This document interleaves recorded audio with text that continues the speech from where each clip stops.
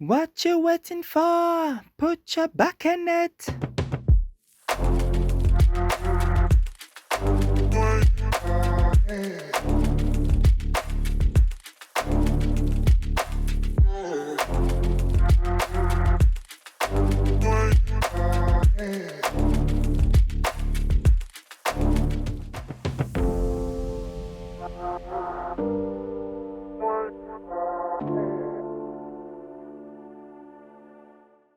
Hello, my people. Hello, hello, hello. I can't sing. Why do I insist on singing? I am so sorry, y'all. I'm really not. I'm not going to do it again. I'm lying. I'll do it again next week. I'm sorry. I'm so sorry. I'm sorry. Okay. This is the first episode of 2024, and that feels so weird to say. I don't know why. I mean, of course, time, flies and all that, but it just feels strange. I don't know why. Maybe I'll figure it out. Anyway, how are y'all doing? Over here, I'm good. By the way, this is Lily, the auntie from Guadeloupe, your transsexual auntie, black, femme, and trans. Femme trans noir, whatever, however you want to say it, Frenchy way or whatever, international English. It's me. Welcome to this new year. Welcome to this episode, and let me speak a couple of blessings upon our lives today, cause it's not too late. It's still January. We're still like mid-January, so we can um wish everybody a happy new year. That's the first thing. But I want to speak health, right, upon our lives, because that's essential. I want to speak peace, right, because that's really important.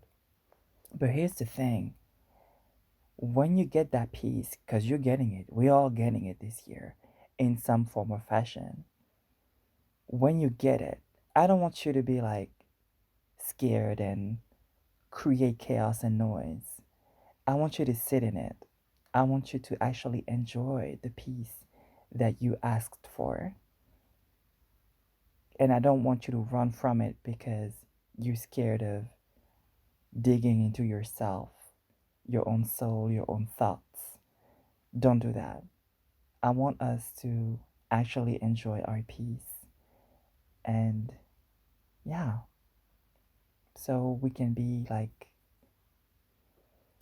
always replenished and always feeling good on our journey to freedom. That's one thing. And of course, I'm wishing us financial ability and blessings, um, because we need to eat, we need to pay our rents. And we do live in a capitalistic world where we have to buy for, the very essentials of life, but also for fun, right? For that movie we want to see, for these artists we want to support, these creators, for the kids, getting them little something that makes them smile. Like for all this other stuff, we do need the money. So in this world the way it is, that's what we need. So I wish that upon us. Right? No, I don't wish it. I speak it because it's happening. All right?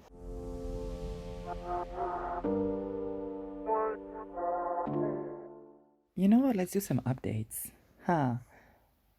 I went viral on TikTok. Well, I don't know if that's exactly the word, but for me, because of the numbers and um, it is viral. Like about 20,000 people watched a video of mine and got like, I don't know, 200 comments, but that also includes my responses and a lot of shares. So, yeah, and it's still not over. Like people are still coming back to that video. So I suppose that means it's going viral. And the video was about, um, well, the prompt really was a person asking, when was the first time that you were faced with the realities of racism? And I talked about high school, well, middle school. So when I was 10 years old, going into middle school and realizing that the way the classes were structured, it was by level. So the best classes were A1, A2, A3, and then middle ones were B1, B2, B3, and essentially the bad ones were C1, C2, C3. And I realized getting in that somehow the best classes were filled with white folks and lighter skinned folks. And I'm not saying that there were not any black people, but these tended to be the black people whose parents were or and black people and dark skinned black people who were whose parents were in a very good social position, right? Um, and in those C3 classes, there were only the darkest and the poorest of the people. So yeah, so that's when I realized the realities of racism. That plus realizing that the people at the top, when it came to stores, even administrations, because the governor, no, the prefect, as we call it, because it's not supposed to be a governor because we're not supposed to be a colony. Um, it was always a white person. At my mom's job, the director was always imported, like straight from mainland France into Guadeloupe. And so yeah, that's when I realized that yeah, that there was a structure that was a societal structure that was not just around um, around money and social status, but social status also included race.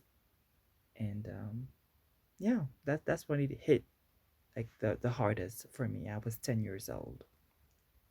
But anyway, so that video sort of kind of went viral. And the interesting part is that it's a video in English, right? But it sort of made its rounds in the Guadeloupe, Martinique, Guyana circles, and quite well a good number of people from the islands, and my people, my people, um, came and joined the conversation. Um, and that is very interesting. Not just because I mean, um, because it's a conversation about blackness, about race.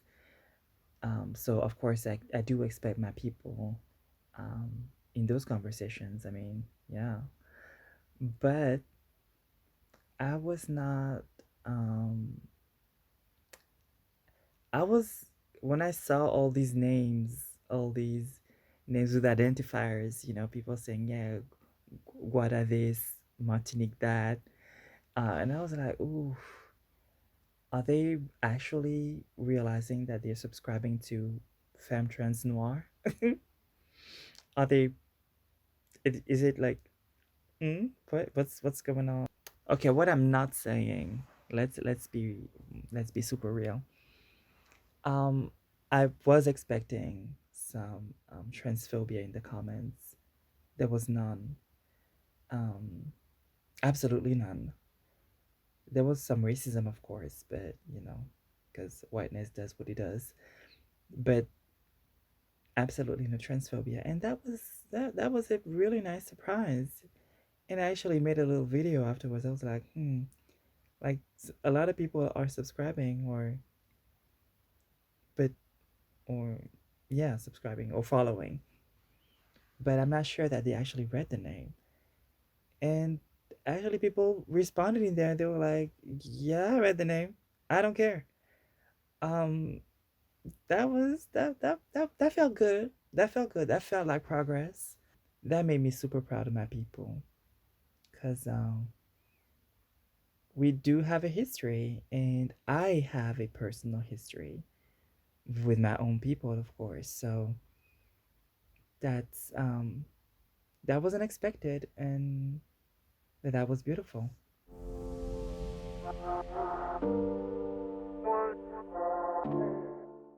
Okay, so since my people are probably gonna be coming here to listen to me, um, I have a confession.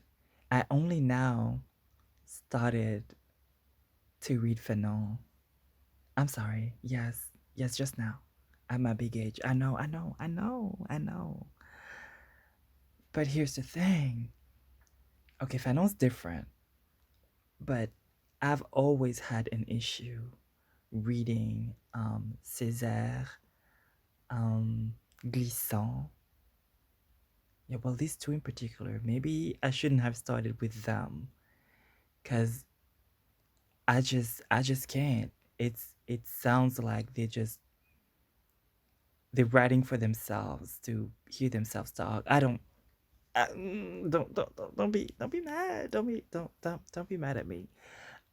But yeah, that's what it sounds like to me. And like, here's the thing. I don't know the reason, but what it boils down to me is they're alienating a whole bunch of people who would actually be not just interested in the conversation, but who are actually central to the conversation. But by using turns of phrases and by using, it feels like they're weaponizing language in a way um, that places them um, in the category of whiteness, right? So strangely, and I mean, it sounds like a contradiction, but as they are speaking for Black people and for Blackness, they are also at the same time placing themselves in a position where they need to be legitimate in the eyes of whiteness. And that feels anti-black. I know. Don't. I was gonna say don't come for me, but please come for me. Please come for me in the comments. Let me know. Um, yeah, I've always had a hard time. But like authors like, I don't know, like Chamoiseau, it's a completely different story. Chamoiseau talking about créolité in that's completely different, right? So I do have like positive examples. It's not just I'm not opposed to um the others. But anyway, but yeah, Chamoiseau, Patrick Chamoiseau, Marie Condé, um oh, who's the other one? Oh, I love her, and her name escapes me right now. Um, it'll come back. It'll come back. She wrote Un papillon dans la cité, so a butterfly in the, oh, how would you translate that? In the city or in the, like in the projects? I don't know how that would be translated in English, really. And she has a book. Actually, one of my ancestors is mentioned in that book, and it's Mes quatre femmes, or My Four Women, and it's four women in her line, in her family tree. Um, and yeah, so at just at one point in time, her family crosses mine. Um, just an accident of history under slavery. But yeah, her name still escapes me, but I'm gonna insert it somehow. And her name is Giselle Pinot. I actually met her once, and she's a very soft-spoken, very nice person. And when you read her, and kind of like Marie Condé, like you get right into her writing. You just dive deep into her words. Um, with ease. You just get into the story. But But anyway, I'm not trying to compare her um to Glissant and the others who are more talking about. I mean, it's she's telling stories and they're talking, theory.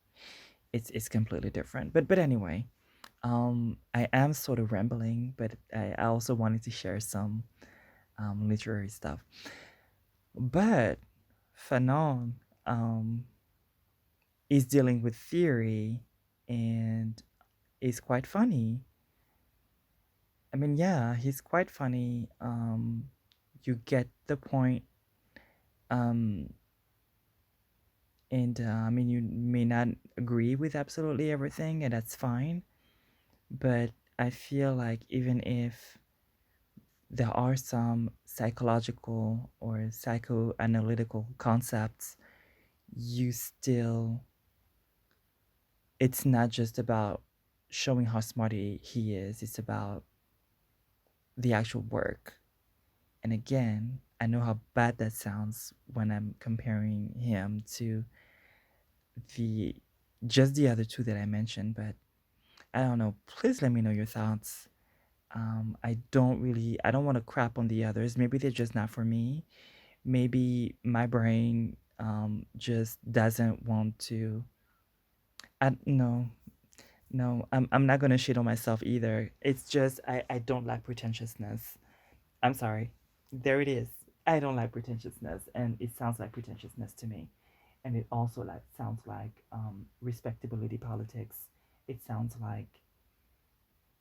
like stuff that I think is not necessary when we want to critique um, the situation of Black people, right? In general, none of that is necessary, and other authors prove it constantly. So yeah, just giving that update, and also that critique, and also that newfound interest in Frantz Fanon's work, and because I was like, okay, I gave I gave these others like some, I gave them a chance. I'm not about to like hate myself, by going to Fanon and oh, and I was wrong. And I'm glad that I actually went back on that and decided to read um, some Fanon. So yeah.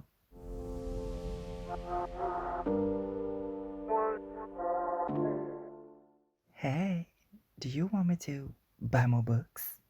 I'd love to buy more books, but I need some coin. Can you help me out? Like, do you have a coin or two or three, baby? I don't know. Whatever. Well, if you feel like supporting me, if you feel like sending a coin my way, you have a few options. Let's start with Patreon. Okay, you can just go to ftnpod.com and you'll have a Patreon button at the top in the menu. And with Patreon, you give a certain amount a month. It starts at $2, just $2, baby. And yeah, that helps. That really helps.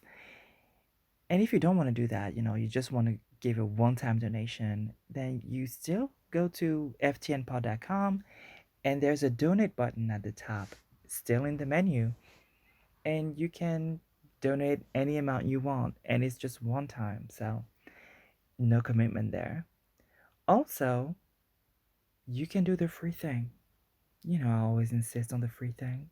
That's a share, that's a like, that's a comment, that's coming to social media and be like, hey girl, or hey boy, or hey boo. Um, I know this great podcast. Okay, you don't have to guess me up. It's okay. But I know this podcast, and I know this, you know, Black trans woman who's talking her stuff, and I'd love it if you give it a listen. You do your thing, right? Be creative, or not. Just click on the share button. That's even easier, and that's for free, absolutely free. But it actually helps. So do one of those. Also, maybe leave a review because I love reviews. Okay. Um, Apple Podcast, Spotify, all of that stuff. All right. Thank you so much, and let's get back to the show.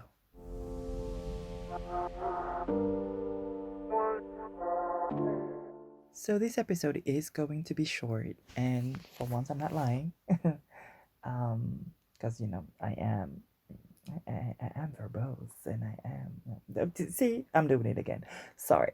But yeah, this episode is not going to be long, and it's really inspired by and in honor of my Caribbean people, my French Caribbean people in particular. And see, I'm busting the Caribbean accent out for you. Hmm. Well, the Caribbean accent like this one, but the our Guadeloupean accent, just for you, just for you. Okay. Um, no, we're not all Jamaican. We don't we don't all sound like Jamaicans. Um, and actually, one of the accents I like to hear the most of people speaking English is the Haitians. I absolutely love when Haitian people speak English. It's I don't know, I just find it amazing. But anyway, um, I wanted to talk a little bit about queerness in well, I'm not gonna say the Caribbean in general. I'm really gonna focus on my own island of Guadeloupe. But um, I am 100%, 1,000% open to hearing y'all talk about experiences that you've had or that you know of in your community, in your communities, um, in the Caribbean, like within the Caribbean. Maybe to compare notes, maybe to just have a general idea of how our specific islands, um, deal with queerness in general, right? But I will maybe I don't know if I can talk about transness specifically, but here's the thing. When I was a kid, my main focus um, was getting out of there, leaving the island so I could live free, right? Because how do I say that? Like at the age of 6, I pretty much realized that okay, this is not gonna work. Um, everybody's gonna hate me. It's fine.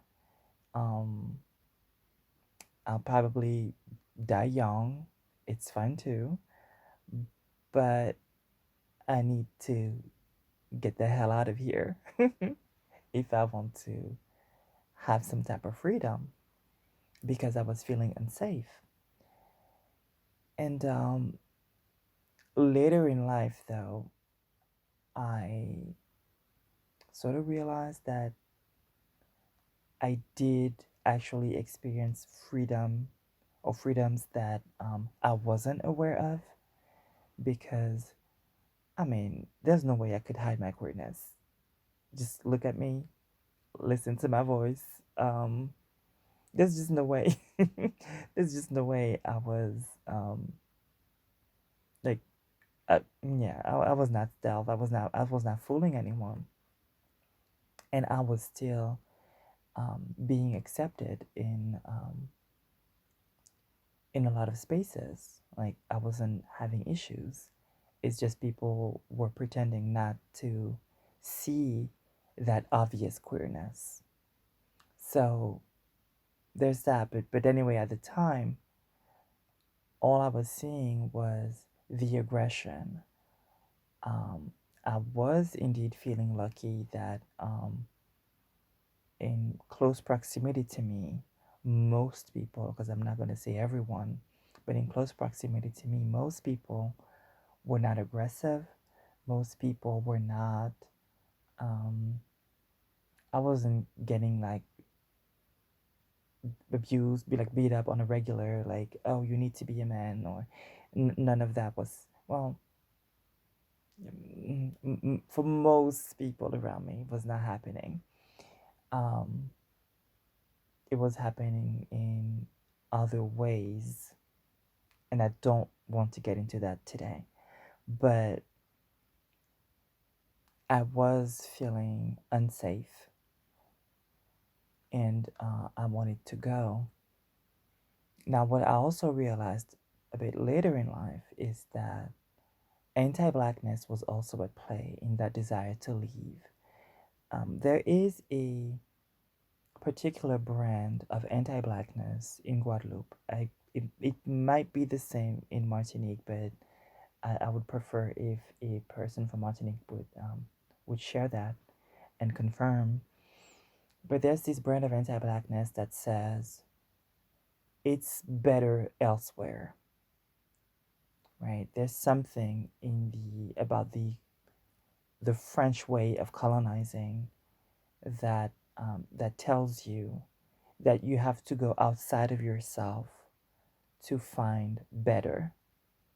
And even when we're looking for better within blackness, we are encouraged to look elsewhere. Like there's I'm gonna give an example that's not necessarily about blackness or gender, but for example, when you ask people, hey, do you know a remedy for XYZ?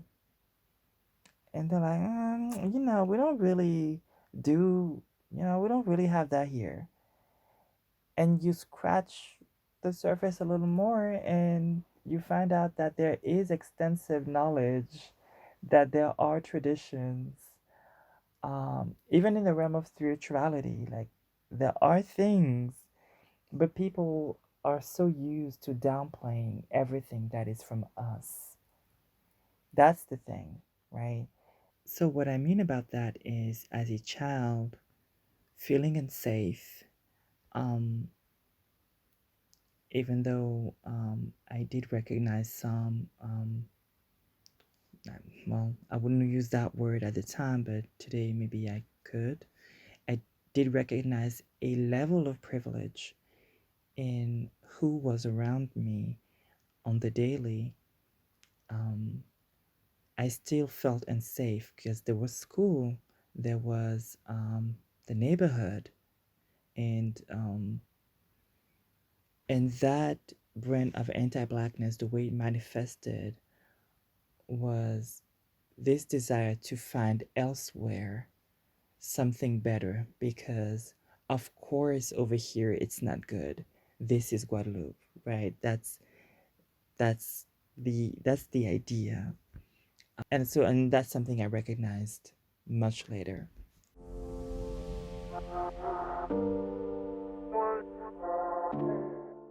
So around me, the cultural sentiment was really against LGBT folks, very antagonistic.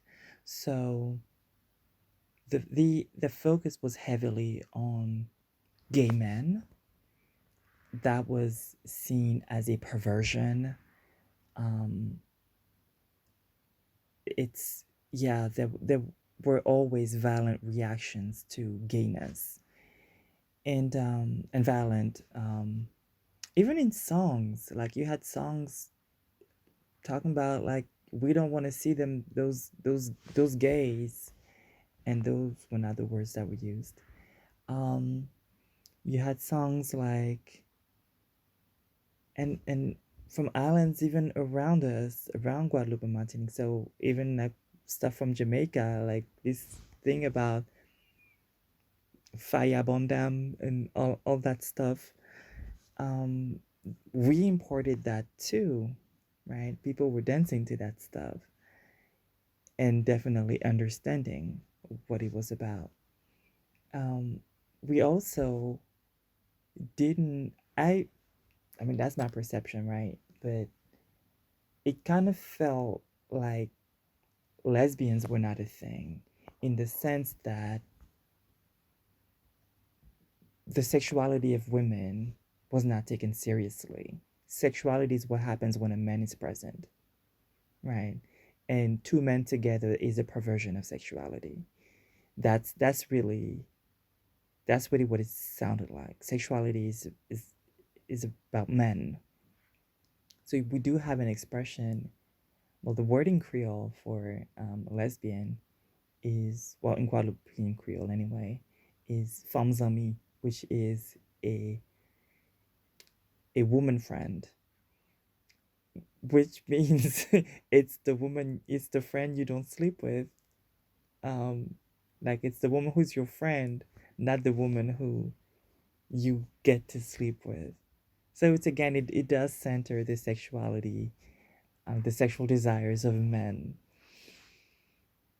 Um, yeah, that one is that yeah, it's just so misogynistic. But anyway, and talking about transness, that stuff, trans people again, like that's not even a concept. Wasn't anyway at the time. Um, when I was a kid, and I'm 40 years. Well, now I'm 41. I'm 41 years old. So, when I was a kid, when I was like 6, 7, 10, even, um, it was like, okay, that's a man who's dressed as a woman. So the concept of it was not even a thing. But yeah, so that was the cultural atmosphere. Very steeped in patriarchy, very misogynistic, very male centered, very made for the male gaze, etc. But here's the thing, there were some people that were recognized, that were understood as gay, right? You had flamboyant men um, who would exist um, fairly unbothered. Fairly, because I'm not really sure about their personal stories. Maybe they would tell other stories. But it felt like, hey, this is natural to them. They're natural. And these people were not an issue as long as they were not in a relationship that was identifiable, like they were not with someone. It's just that, oh, that's who they are. And I did hear more than once as a child grown ups talking about like natural homosexuality, talking about men specifically who were flamboyant and feminine. Um, and not them saying that it was acceptable, but people didn't bother them as long as it, like I said, as they were not in a um, in a relationship. And then they talked about that in opposition to perverted homosexuality, which um, was about men, maybe married men, who did their things in the shadows. And the heavy focus was on sexuality. Because, again, in Creole, in the language, gayness is not something you are, it's something you do. Literally, that's how it's said. It's um, they don't say that you are gay, they say that you do gay. So once again, the language helps frame the understanding of homosexuality and queerness in general. Because yeah, again, the focus is really on gay men, but it draws a picture of queerness in general. Now I know that there are I've heard of trans women in Guadeloupe. I actually met someone who's actually a white person from France who was working in Guadeloupe and who did her transition in Guadeloupe. So she had her gender changed um, in Guadeloupe. That that was that was huge to me. But I only met her much later. And I've heard of people um who black trans women in Guadeloupe who were sort of, living sort of peacefully, but I don't know much. I don't know people who knew them. I simply heard about them, and it sounded like they were living together, but I don't know the circumstances. I don't know the reasons. I don't know anything. And y'all girls, if y'all are listening, you know, um, come and talk to me. I want to know. And like I said, I didn't want this to be long, but um, I'm really giving you like a very broad, very non-specific picture here, but it's giving you an idea of what I personally experienced and the framework um, within which we all sort of navigated. And I would be absolutely it would be irresponsible of me to leave you today without telling you about a book that, hey, I co authored. Yes, remember, I write things. Um, and it's Afro Trance, Afro Trance. So if you are a French speaker, because yeah, it's in French. Well, I did write some stuff in Creole also, and there's I mean it's mostly French. I mean it's in I don't remember how many of us it is, but it's black trans writers who came together and told stories, poems. You'll also find interviews. There's yeah, it's pretty good. I'll have a link in the description, and if you want to check it out, well, please do. Um, it is it is published independently by a group of dope black women, trans and cis, who publish other books centered on blackness. And yeah, absolutely check the book out, and I'll have the link to the collective. All right. Um. So thank you, y'all. Let me know your thoughts. Please share your stories, and you can also leave me a message on Spotify, like a vocal message.